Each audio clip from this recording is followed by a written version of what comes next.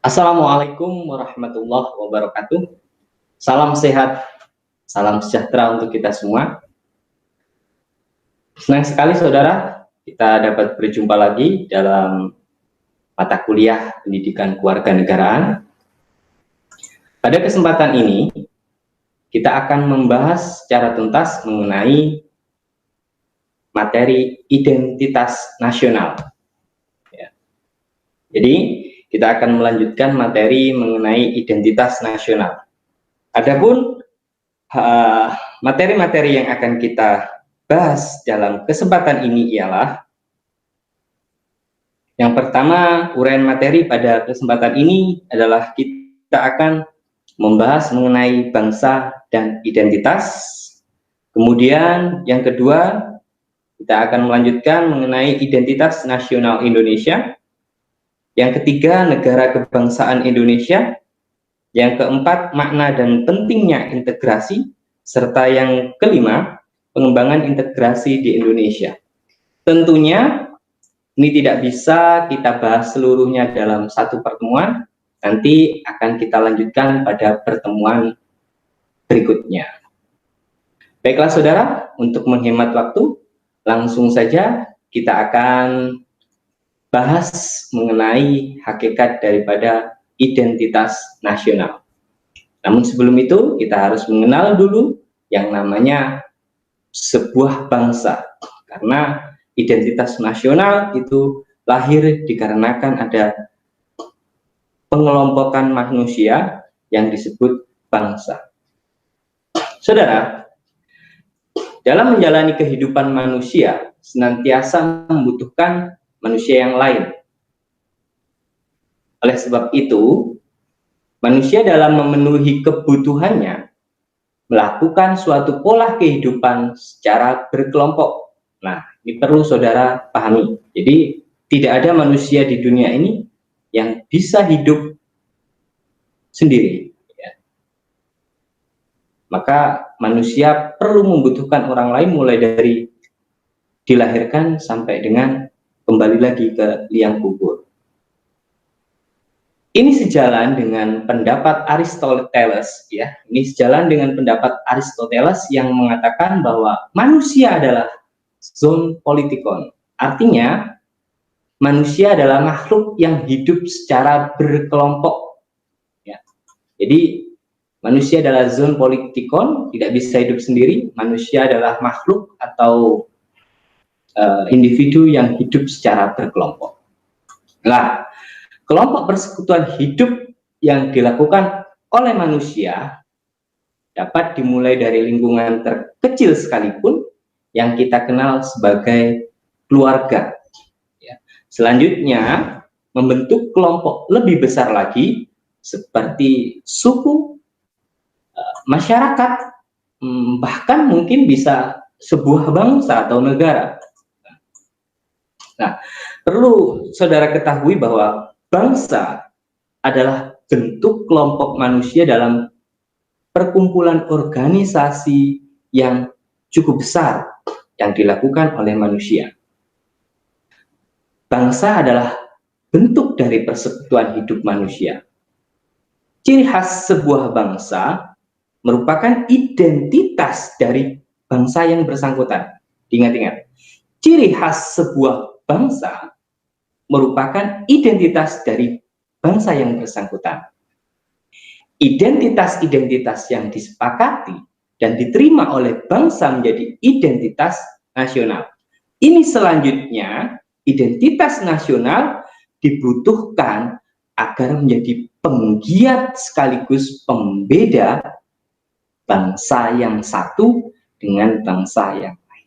Jadi identitas nasional ini menjadi penciri pembeda bangsa yang satu dengan bangsa yang lain. Jadi jelas bahwa identitas suatu bangsa tidak akan sama dengan identitas bangsa yang lain. Identitas suatu negara tidak akan sama dengan identitas negara yang lain. Itu perlu saudara ketahui. Saudara, selain identitas, bangsa yang telah hidup bernegara juga memerlukan integrasi guna menjamin dan mempertahankan kesatuannya. Suatu negara yang mampu mengintegrasikan segenap komponen atau unsur yang ada di dalam wilayah negara yang bersangkutan akan mampu mempertahankan hidup dan kelangsungan kehidupannya. Namun sebaliknya, saudara, bahwa suatu negara yang tidak mampu mengintegrasikan dirinya akan pecah atau berakhir kehidupan negara tersebut. Sebagai contoh, banyak negara-negara yang telah pecah sehingga menjadi negara-negara bagian. Kita ambil contoh, ada Jerman Timur yang pecah dalam usia 70 tahunan. Ada Yugoslavia yang pecah di usia 74 tahunan. Dan masih banyak lagi negara-negara yang ada di dunia yang pecah menjadi negara-negara bagian. Hanya karena tidak mampu mempertahankan integrasi yang ada di dalam negaranya.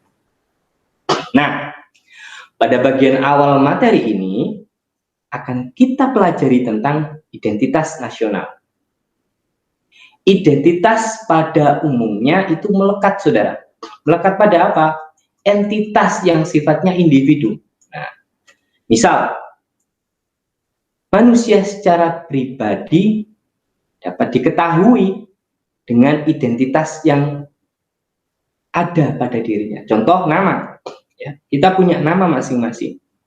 Kemudian selain nama, mungkin kita mempunyai ciri fisik. Bahkan seseorang yang kembar, ya, identik pun pasti akan mempunyai ciri-ciri fisik, ya, ciri-ciri yang sifatnya bisa membedakan yang satu dengan yang lainnya. Dan mungkin mempunyai ciri yang lain yang menjadi pembeda seseorang individu atau sekelompok orang dengan individu yang lain atau sekelompok yang lain. Nah, adapun kata identitas, saudara, ini berasal dari bahasa Inggris, identity, ya, yang secara harfiah berarti dimaknai jati diri. Mungkin juga bisa kita maknai ciri-ciri atau tanda-tanda yang melekat pada seseorang atau sesuatu. Sehingga hal tersebut mampu membedakan dengan yang lainnya. Dalam kajian antropologi, saudara, identitas dapat diartikan sebagai sifat khas yang menerangkan dan sesuai dengan kesadaran diri pribadi sendiri, golongan sendiri, kelompok atau komunitas. Nah, dengan demikian, identitas tidak hanya diberlakukan pada individu atau seseorang kalau kita merujuk pada kajian antropologi. Akan tetapi, identitas juga melekat pada kelompok atau afiliasi kelompok, seperti sebutan identitas nasional dan identitas budaya. Jadi, itu mengapa muncul sumber historisnya identitas kelompok atau identitas nasional, merujuk pada kajian antropologi. Lah, saudara, berdasarkan pada pengertian yang telah saya sampaikan, identitas tidak terlepas pada individu semata. Akan tetapi, berlaku pula pada suatu kelompok manusia, bangsa, sebagai bentuk persekutuan atau hidup berkelompoknya manusia juga memiliki identitas yang bisa dibedakan dengan bangsa yang lain. Jadi, kelompok manusia juga memiliki suatu penciri identitas yang dimana kelompok tersebut dapat dibedakan dengan kelompok-kelompok yang lain. Nah, ini banyak muncul di kehidupan masyarakat kita. Ya, sebelum lebih lanjut, saudara, kita membahas tentang identitas nasional. Ya, ada baiknya kita memahami terlebih dahulu pengertian daripada bangsa. Ya. Saudara, bangsa dalam bahasa Inggris disebut nation, ya, berasal dari kata natio, berasal dari bahasa Latin. Ini mengartikan bahwa kalau didefinisikan, diartikan dalam bahasa Indonesia berarti lahir, ya. nation atau natio dalam bahasa Latin berarti lahir. Dapat berarti suatu kelahiran, juga bisa kita artikan sebagai suatu kelahiran atau suatu keturunan, suatu suku bangsa yang memiliki kesamaan keturunan. Nah, orang-orang yang sama dalam suatu keturunan, ya, bisa diartikan seperti itu. Sedangkan menurut filosofi Jawa, kata bangsa sendiri berasal dari bahasa Sangsekerta. Nah, ini kita kembali lagi ke era Majapahit. Ini berarti orang-orang yang satu keturunan, sama ya dengan pengertian nation atau natio menurut bahasa Latin, ya, atau suatu trah. Nah, secara etimologi, bangsa berasal dari kata wangsa. Kalau diterjemahkan dalam bahasa Jawa, wongso. Artinya orang-orang yang berasal dari satu keturunan yang sama. Ini sumber daripada pengertian bangsa. Saudara, namun dalam perkembangan konsep bangsa sebagai persekutuan hidup manusia yang berasal dari kesamaan keturunan tidak memadai. Jadi konsep ini banyak ditentang oleh beberapa ahli. Jadi, karena melihat berbagai macam perkembangan mengenai bangsa, yang dimana bangsa tersebut tidak hanya dipengaruhi oleh faktor nation atau keturunan, wongso atau trah. Faktor kesamaan keturunan ini dikritik oleh salah satu ahli yang bernama Hans Kohn. Ya. Hans Kohn sebagai faktor-faktor yang tidak bersifat hakiki untuk menentukan ada tidaknya atau untuk merumuskan bangsa. Ini menurut Hans Kohn. Menurut Hans Kohn, meskipun faktor-faktor objektif itu penting, namun perlu diketahui bahwa menurut beliau, unsur yang terpenting itu adalah kemauan bersama yang hidup nyata adanya. Kemauan hidup bersama ini sebagai faktor pembentuk bangsa, atau oleh Hans Kohn disebut sebagai faktor subjektif. Jadi selain adanya faktor keturunan, trah, namun di dalam kehidupan bangsa juga harus ada faktor kemauan bersama untuk hidup secara bersama-sama. Oleh karena itu, saudara, banyak pakar yang mendefinisikan bangsa dalam dua konsep. Apa saja itu? Yang pertama, bangsa dalam konsep sosiologis antropologis. Sedangkan yang kedua, bangsa dalam pengertian politik. Nah, di sini akan kita bahas secara bersama-sama pengertian dua konsep bangsa menurut sosiologis antropologis dan bangsa dalam pengertian politik. Saudara simak baik-baik. Ya, saudara, bangsa dalam artian sosiologis antropologis adalah persekutuan hidup masyarakat yang berdiri sendiri, di mana masing-masing anggota persekutuan hidup tersebut merasa satu kesatuan ras, merasa sama bahasanya, merasa sama keyakinannya atau agamanya, dan juga merasa sama adat istiadat. Jadi mereka menjadi satu bangsa karena disatukan oleh kesamaan yang sudah saya sebutkan tadi. Ikatan demikian, saudara, ikatan yang sama karena faktor-faktor yang tadi, ada bahasa, agama, adat istiadat, dan sebagainya tadi, itu dinamakan sebagai ikatan primordial. Ikatan primordial. Persekutuan hidup masyarakat semacam ini dalam suatu negara dapat merupakan persekutuan hidup yang mayoritas dan dapat pula menjadi persekutuan hidup minoritas. Sudah banyak contoh yang ada di dalam negara-negara yang ada di dunia. Bangsa dalam pengertian sosiologis antropologis ini dapat disejajarkan dengan pendapat Hans sebagai bangsa yang disatukan oleh faktor objektif karena ada faktor kesamaan. Ya.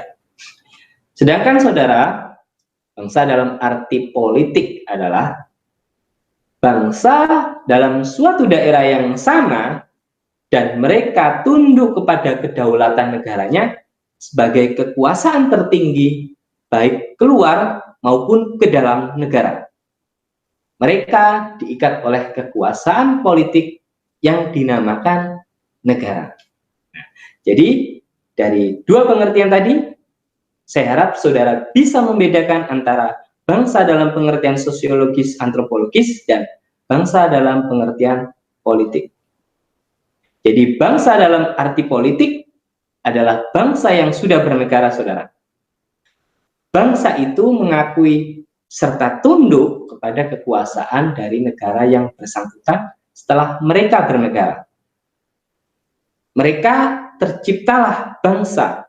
Jadi ada kesamaan, keinginan untuk hidup bersama. Maka terciptalah sebuah bangsa. Misalnya, kemunculan bangsa yang kita cintai ini, bangsa Indonesia, dalam arti politik setelah diproklamasikan pada tanggal 17 Agustus 1945. Lah, perlu saudara ketahui bahwa bangsa dalam arti politik ini dapat saja terbentuk oleh faktor-faktor yang mempengaruhi atau faktor-faktor objektif suatu bangsa. Semisal, ada yang saya sebutkan sebelumnya, ada kesamaan keyakinan atau agama, kesamaan ras, kesamaan keturunan, dan masih banyak lagi faktor objektif yang mungkin saja bisa dijadikan sebagai alasan bisa membentuk atau terbentuknya suatu bangsa dalam arti politik. Itu ya. Saudara, yang tidak kalah penting untuk saudara ketahui ialah bahwa bangsa dalam pengertian politik bisa juga terbentuk dengan tidak perlu memiliki kesamaan-kesamaan faktor objektif. Meskipun masyarakat yang ada di dalamnya berbeda asal-usul, mereka dapat menjadi suatu bangsa. Orang-orang dalam kesatuan political unity mungkin tidak mengenal secara dekat satu sama lain, bahkan tidak berhubungan, tetapi mungkin saja mereka merasakan hidup bersama dan tunduk dalam suatu komunitas politik. Demikian saudara penjelasan saya mengenai bangsa. Ya. Selanjutnya akan saya sampaikan proses-proses terbentuknya bangsa atau negara.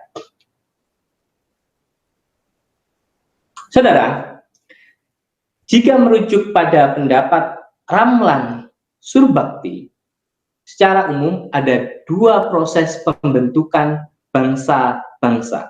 Di antaranya adalah satu, proses ortodoks.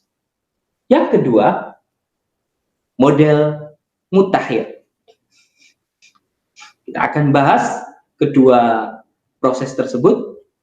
Yang pertama, proses ortodoks. Model ortodoks bermula dari adanya suatu bangsa terlebih dahulu.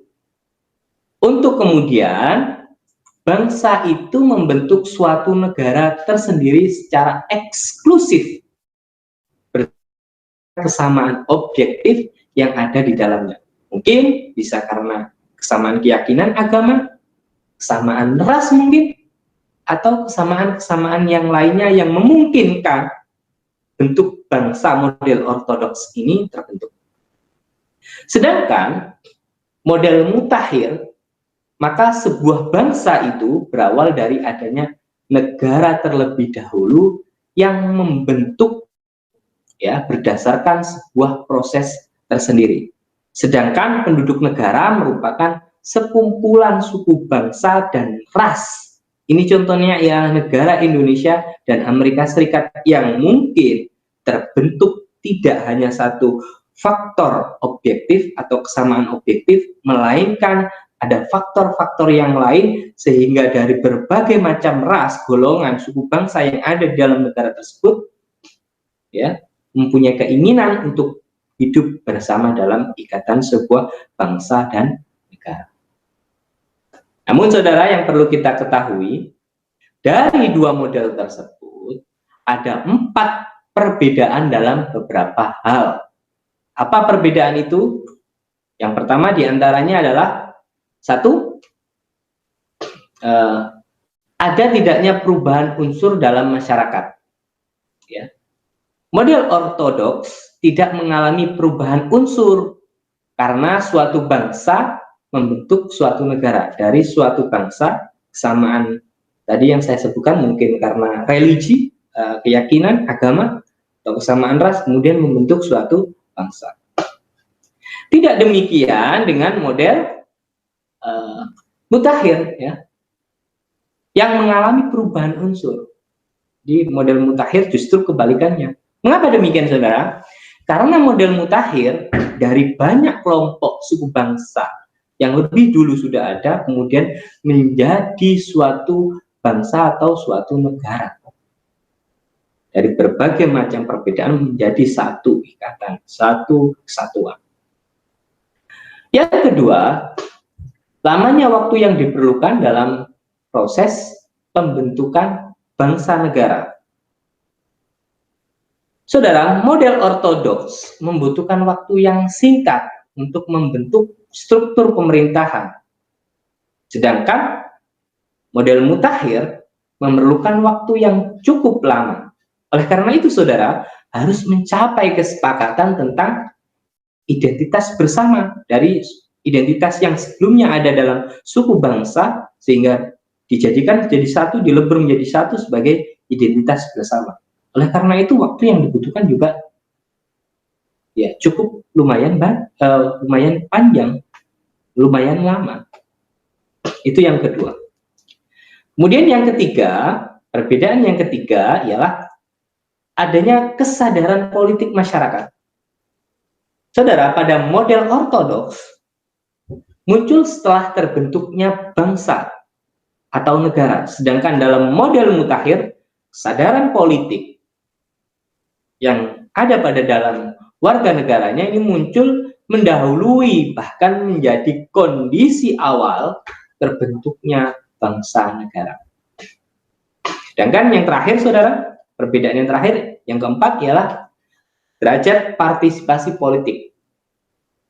Dalam model ortodoks, partisipasi politik dan dianggap sebagai terpisah dari proses integrasi nasional. Sedangkan pada model mutakhir, partisipasi politik merupakan hal yang tak terpisahkan dari proses integrasi nasional. Nah, saudara, dari apa yang telah saya sampaikan mengenai bangsa dan proses terbentuknya bangsa negara, apa ada yang ingin saudara tanyakan atau diskusikan? Kalau memang ada, saudara catat atau saudara tulis pada kolom komentar di bawah. Atau bisa saja nanti saudara sampaikan pada pertemuan selanjutnya.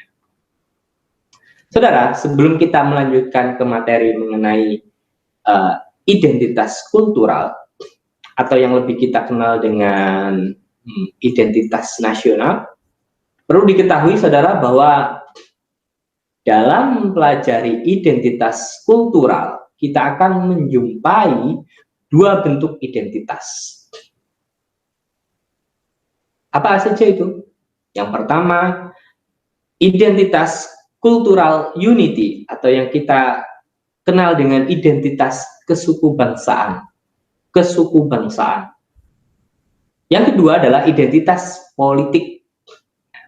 Untuk lebih jelasnya, mari kita pelajari bersama-sama.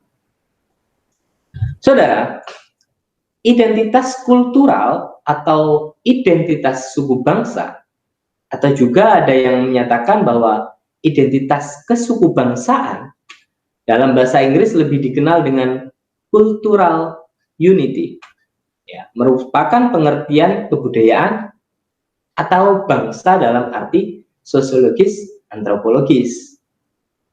Mungkin saja juga bisa diartikan sebagai keturunan dan daerah asal.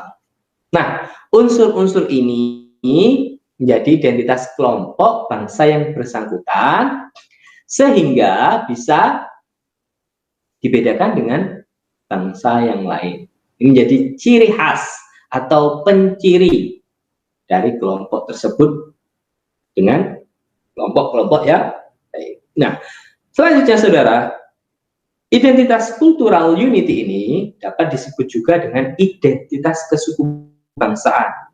Identitas ini biasanya berwujud pada mungkin bahasa ibu atau bahasa kelompok mereka. Kalau di Indonesia sebagai penghubung antar suku bangsa, maka kita kenal dengan bahasa Indonesia. Ini merupakan bahasa ibu bangsa Indonesia. Atau mungkin pakaian daerah, nama diri, ya, di Indonesia banyak sekali daerah-daerah yang memberikan identitas individu dengan penamaan mungkin marga di bawah belakangnya atau di depannya. Kemudian falsafah hidup dan juga mungkin tradisi. Ya. Perlu saudara ketahui, adapun sifat dari cultural unity adalah bersifat deskriptif. Ya, sifat dari cultural unity adalah bersifat deskriptif. Artinya apa? Artinya identitas ini sudah ada sejak lahir, bersifat alamiah, merupakan identitas bawaan primer dan etnik, muncul karena faktor mungkin keturunan dan sebagainya, bersifat etnik. Setiap anggota cultural unity memiliki kesetiaan atau loyalitas pada identitasnya. Misalnya, setia pada sukunya, setia pada agamanya, pada budayanya, pada kerabatnya, pada daerah asalnya, dan pada bahasanya mungkin. Ya. Identitas demikian dapat pula disebut sebagai identitas primordial. Ya. Karena kesamaan tadi disebut identitas primordial. Nah, identitas semacam ini, saudara, umumnya bersifat sangat kuat dan langgeng dan dapat mempengaruhi psikologis daripada anggotanya. Orang-orang yang bersatu dalam kesatuan primordial memiliki ikatan emosional yang kuat serta melahirkan solidaritas. Solidaritas mereka akan semakin kuat manakala berhadapan dengan kelompok primordial yang lainnya. Tentunya hal tersebut, saudara, perlu saudara ketahui, tentunya hal tersebut ada sisi positif, ada sisi negatifnya.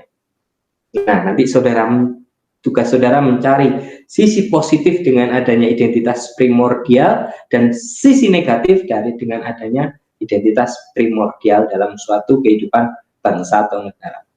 Dari sini kita bisa dapat belajar lebih banyak mengenai identitas cultural unity yang bersifat primordial sehingga kita bisa mengelolanya dengan baik. Harapannya apa? Sisi-sisi negatif dari identitas primordial ini bisa kita tinggalkan, kita ambil keuntungan untuk bisa mengelola sisi-sisi positifnya saja sebagai bahan kita untuk hidup bersama dalam ikatan sebuah bangsa dan negara agar tetap langgeng. Saudara, selanjutnya identitas itu ada dengan istilah juga selain cultural unity, tadi juga sudah saya sampaikan bahwa identitas selanjutnya dikenal dengan identitas political unity, ya, political unity. Atau identitas ini juga umumnya kita kenal sebagai identitas kebangsaan. Ya. bersangkut paut dengan pengertian cultural unity, bahwa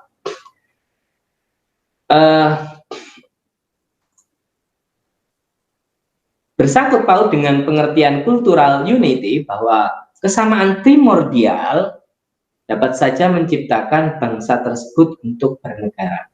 Nah, negara yang terbentuk berasal dari suatu bangsa, ya, negara yang terbentuk berasal dari suatu bangsa dengan identitas primordial yang sama, atau dapat dikatakan bahwa negara terbentuk dari faktor-faktor objektif bangsa. Saudara, pada perkembangan saat ini, umumnya negara yang terbentuk, ya, dalam suatu bangsa adalah sifatnya itu tidak homogen lagi, namun heterogen, ya. Mungkin ini juga banyak pengaruh kemajuan teknologi, perkembangan alat transportasi yang bisa memudahkan mobilitas manusia yang satu ke tempat yang lain, ya. Terdiri atas banyak bangsa di dalamnya dalam perkembangan saat ini. Jadi tidak ada negara yang dalam ikatan objektif saja. Namun negara saat ini, banyak negara di dunia ini yang sudah mengalami terbentuk karena ada suatu perbedaan di dalamnya, atau yang kita kenal dengan heterogen, ya, keheterogenan yang ada di dalamnya. Berdasarkan hal tersebutlah, negara baru perlu menciptakan identitas yang baru untuk kepentingan bangsanya. Karena di dalamnya banyak kultur, banyak budaya, banyak ras, banyak bahasa. Maka untuk mengikat tersebut perlu ada identitas atau penciri yang baru untuk kepentingan bangsa dan negaranya. Nah, identitas itu kemudian disebut dengan identitas kebangsaan, atau yang lebih umum kita kenal dengan istilah identitas nasional suatu bangsa. Ya, saudara, kata nasional ini menunjuk pada kelompok-kelompok persekutuan hidup manusia yang lebih besar dari sekedar pengelompokan berdasarkan ras, agama, budaya, bangsa, dan sebagainya. Identitas kebangsaan merupakan bentukan dan kesepakatan dari banyak bangsa di dalamnya. Sekali lagi, identitas kebangsaan merupakan bentuk dan kesepakatan dari banyak bangsa di dalamnya. Nah, identitas nasional dapat juga berasal dari salah satu identitas sebuah bangsa di dalamnya, yang selanjutnya disepakati secara bersama dan diangkat sebagai identitas nasional karena dianggap identitas suatu bangsa tersebut bisa mewakili identitas dari suku bangsa yang lain. Itu ya. Sampai sini saya harapkan bisa dipahami. Nah, identitas kebangsaan ini bersifat buatan, saudara. Oleh karena itu sifatnya sekunder, etis, dan nasional.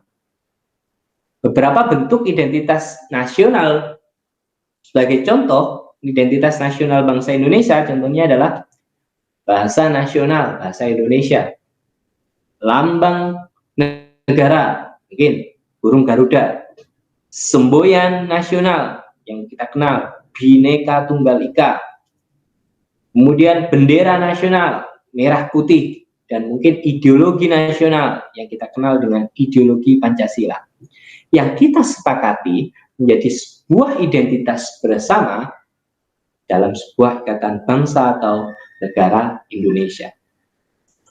Nah, oleh karena itu saudara, kesediaan dan loyalitas warga dari bangsa tersebut untuk mendukung identitas nasional perlu ditanamkan. Ini juga perlu dibangun dan juga dikembangkan secara terus-menerus. Mengapa demikian? Ada yang bisa menjawab? Mengapa identitas nasional atau identitas kebangsaan perlu dikembangkan? perlu ditanamkan? Ya, benar. Hal ini dikarenakan warga juga memiliki kesetiaan pada identitas kelompok masing-masing yang justru lebih dahulu ada daripada kesetiaan pada identitas nasional.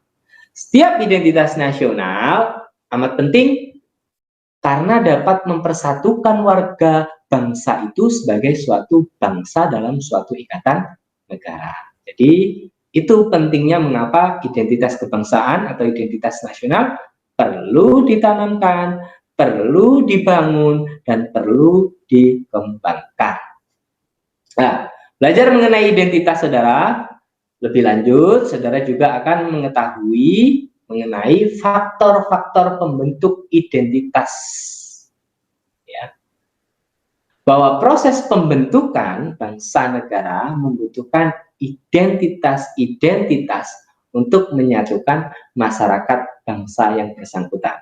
Nah, oleh karena itu saudara, faktor-faktor pembentuk yang diperkirakan menjadi identitas bersama suatu bangsa itu meliputi bila kita merujuk pada pendapat Ramlan Surbakti. Nah, menurut Pak Ramlan Surbakti ini ada faktor-faktor pendukung munculnya identitas bersama atau identitas nasional. Ya, yang pertama menurut beliau ada primordial, yang kedua ada sakral, yang ketiga ada tokoh, yang keempat ada Bhinneka Tunggal Ika, yang kelima ada sejarah, yang keenam adalah perkembangan ekonomi, dan yang terakhir, yang ketujuh adalah faktor kelembagaan. Akan kita bahas satu persatu sampai dengan 7 faktor tersebut. Sehingga saudara mempunyai pemahaman yang luas mengenai faktor pembentuk adanya identitas yang ada dalam kehidupan sosial masyarakat.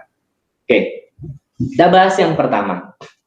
Saudara, adapun faktor pembentuk identitas bersama yang dipengaruhi oleh primordial ini meliputi ikatan kekerabatan. Nah, sudah saya jelaskan di awal tadi ya. Adanya hubungan darah dan keluarga. Mungkin juga karena kesamaan suku bangsa, tempat tinggal asal atau daerah asal, bahasa, adat istiadat. Nah, faktor primordial ini merupakan identitas yang menyatukan masyarakat sehingga mereka dapat membentuk bangsa, negara. Kesamaan suatu suku dapat membentuk bangsa. Jadi mereka dapat membentuk bangsa negara atas dasar kesamaan suku atau kesamaan dari beberapa hal yang sudah saya sampaikan di atas tadi ya, di sebelumnya. Oke saudara, faktor pembentuk yang kedua ialah faktor sakral. Apa pengaruh faktor sakral dalam pembentukan identitas? Nah, sakral dapat berupa kesamaan agama atau religiusitas atau keyakinan ya, yang dipeluk oleh masyarakat, atau mungkin juga pandangan hidup atau yang kita lebih kenal dengan istilah ideologi atau doktrin yang diakui oleh masyarakat yang bersangkutan. Nah, agama dan ideologi ini merupakan satu faktor sakral yang dapat membentuk terbentuknya suatu bangsa atau negara. Ketiga, faktor pembentuk dalam sebuah identitas ialah adanya peran tokoh. Nah, atau peran pemimpin. Apa pengaruhnya, saudara? Peran pemimpin dari para tokoh yang disegani dan dihormati oleh masyarakat dapat pula menjadi faktor yang menyatukan bangsa negara. Pemimpin di beberapa negara dianggap sebagai penyambung lidah rakyat, penyambung lidah masyarakat, pemersatu rakyat dan masyarakat, serta simbol persatuan bangsa yang bersangkutan. Nah, ini besarnya peran tokoh atau peran pemimpin yang ada di dalam suatu kelompok masyarakat. Tentunya ini juga harus disikapi, peran ini tentunya peran yang positif ya. Kemudian selanjutnya, faktor selanjutnya ialah faktor Bhinneka Tunggal Ika. Jadi faktor keempat.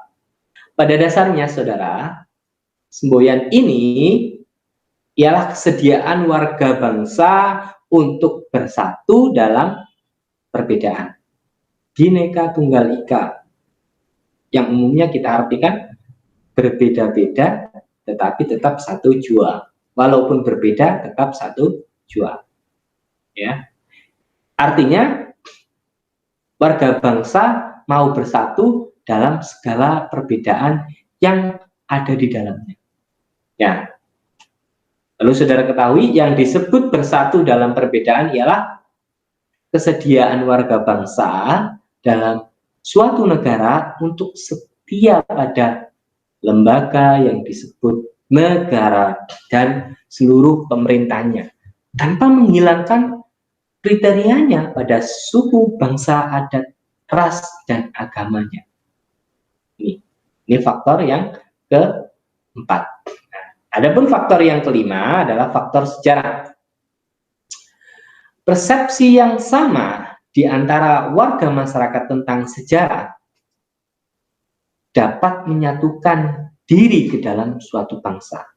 Ya, jadi mungkin mengalami persamaan sejarah yang sama sehingga mereka sepakat membentuk suatu ikatan kelompok masyarakat yang dinamakan bangsa atau negara. Nah, persepsi yang sama tentang pengalaman masa lalu ini, seperti sama-sama menderita karena pernah dijajah, tidak hanya melahirkan kesolidaritasan ya, tapi juga melahirkan tekad yang sama dan tujuan yang sama antar anggota masyarakat untuk hidup dalam suatu ikatan bangsa yang lebih besar atau yang kita sebut sebagai negara. Oke, kita lanjutkan. Faktor yang keenam. Nah, faktor yang keenam, perkembangan ekonomi. Ini agak bersifat modern. Ini penting sebagai makhluk sosial, saudara. Seperti yang saya sampaikan tadi, manusia tidak bisa hidup tanpa bantuan manusia yang lain. Nah, sebagai makhluk sosial, manusia juga memerlukan makan dan minum atau untuk mencukupi kebutuhan hidup.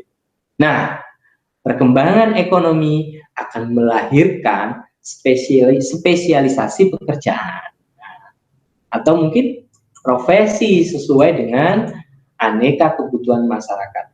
Semakin tinggi mutu dan variasi kebutuhan masyarakat, maka semakin saling bergantung di antara jenis pekerjaan. Setiap orang akan saling bergantung dalam memenuhi kebutuhan hidup. Semakin kuat saling ketergantungan antara anggota masyarakat karena perkembangan ekonomi, akan semakin besar juga solidaritas dan persatuan di antara warga masyarakat dalam suatu kelompok masyarakat, sehingga mereka berupaya bagaimana cara untuk mempertahankan ini, saling ketergantungan ini. Salah satu upayanya dengan membentuk suatu ikatan bersama yang disebut bangsa atau negara.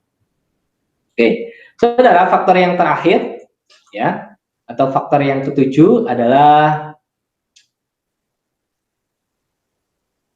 kelembagaan ya, kelembagaan. Faktor yang ketujuh, faktor kelembagaan ini berperan dalam mempersatukan bangsa berupa lembaga-lembaga pemerintahan dan politik yang dibentuk suatu ikatan bangsa atau negara. Nah, lembaga-lembaga ini, saudara, dapat kita berikan contoh seperti lembaga birokrasi, lembaga pemerintahan, angkatan bersenjata atau angkatan perang, mungkin lembaga peradilan, dan mungkin juga bisa bersifat lembaga yang ranahnya politik, partai politik, atau lembaga-lembaga yang lainnya. Nah, tentunya lembaga-lembaga ini berperan untuk melayani dan mempertemukan warga tanpa membeda-bedakan asal, usul, dan golongan dalam masyarakat. Nah, kerja dan perilaku lembaga politik dapat mempersatukan orang sebagai satu bangsa karena tidak ada spesialisasi dalam pelayanan di lembaga-lembaga tersebut. Nah, oleh karena itu, saudara, ketujuh faktor tersebut merupakan faktor yang berpengaruh terhadap terbentuknya suatu identitas bangsa. Ya. Demikian, saudara, materi yang dapat saya sampaikan pada pertemuan kali ini. Nanti kita akan lanjutkan masih mengenai identitas nasional pada pertemuan berikutnya. Kalau ada pertanyaan, mohon ditulis di kolom komentar, kemudian nanti akan kita bahas pada pertemuan berikutnya. Mohon maaf bila ada kesalahan. Sekian. Wassalamualaikum warahmatullahi wabarakatuh.